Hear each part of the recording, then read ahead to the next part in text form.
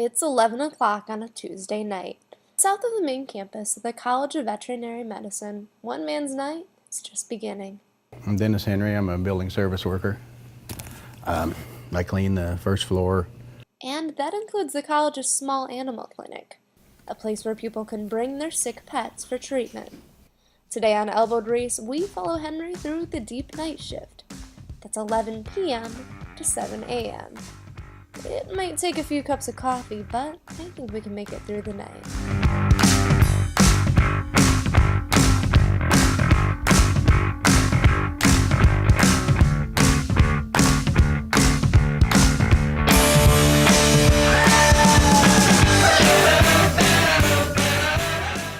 Dennis Henry is part of a team of BSWs who clean the vet med facility.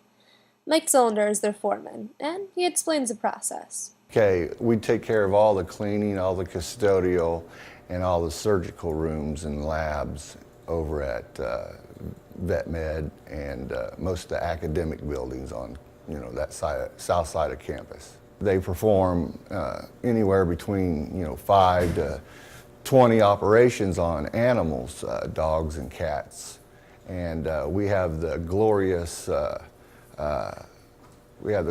opportunity to clean up after they get done with their surgical process. There's a lot of plastic caps on the floors from IVs and other things they use, and some days there's blood all over the floors. You just never know what you're going to get when you come in. Each night, after the animals have been put to bed and the staff has left, Henry rolls his cart down the clinic's empty halls. It's more relaxed, less people, you can get your job done, there's not interruptions, and whenever you get done with a final project, you can see the results. At the beginning of Henry's shift, he prepares a potent combination of chemicals to sanitize the operating room. And we have two cleaners. We have what they call it Maxima 256 is a disinfectant, and then Biozyme. It's a bioenzyme that breaks down any organic fecal material, urine, anything like that. Blood. Fecal material and blood. Those sound like the ingredients to one dirty job. But we have one last stop before we enter the operating rooms. Now this is where we have to come in and get our apparel for wearing in the surgeries.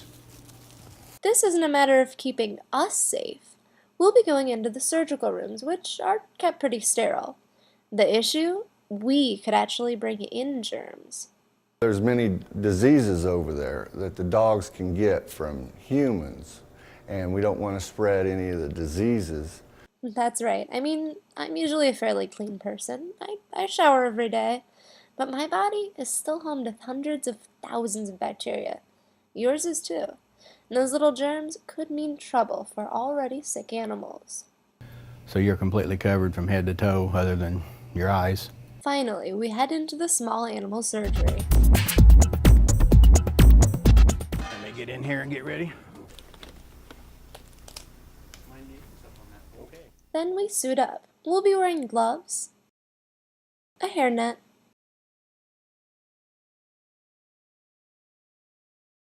a face mask, booties, and coveralls. In case you're wondering why Henry has a different hairnet, it's because of the beard. The last step, I put on the extra large coveralls. Putting on the coveralls to make sure I bring no contamination into the surgery room with me. So, ready to head in? The surgical room looks a lot like a human OR, but with tables for much smaller patients. They had listed 11 procedures for today. Tonight there's a little bit of blood splattered on the floor, but Henry says this isn't too bad. This is a good night. How so? There's nights you'll come in. I've come in here, and from this corner, this wall, to that side of the table is just blood. When Henry enters each operating room, he makes sure the kick buckets each have new garbage bags. The only thing that I clean in here, I do the kick buckets and I clean the floors. These buckets are used to dispose of bloody gauze and the like. And they call these kick buckets for a reason. Then Henry sprays disinfectant on the floors. Yeah, you just spray the whole floor and We've got 3 of these rooms we do this way. You know, it looks like I'm dancing with that thing sometimes, but I've got a pattern. And now we get noisy. This is a wet vac.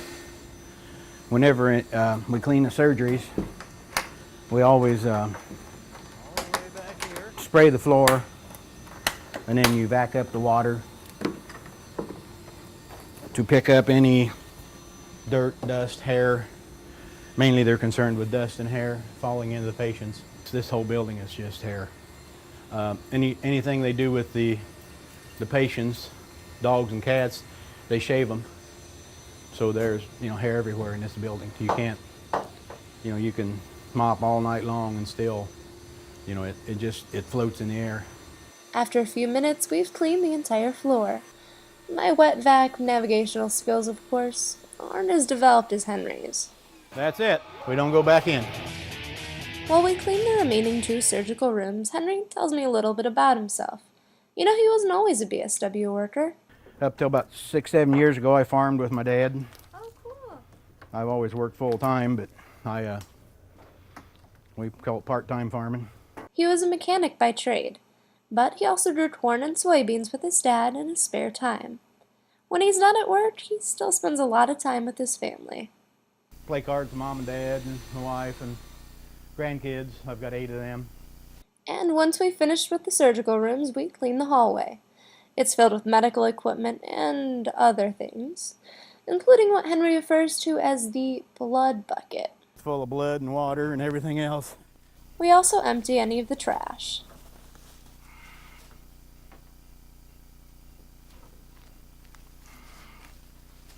This is where they put their bloody laundry and stuff. We mop the floor, and then we head out. We're done in there. I can take this off? Yes, you can. Once we're out, we finally shed our sterile gear. You know, I'm glad to get out of them. Those XXL coveralls are like a sauna. Henry's job is messy. He deals with dirt and blood and hair on a daily basis.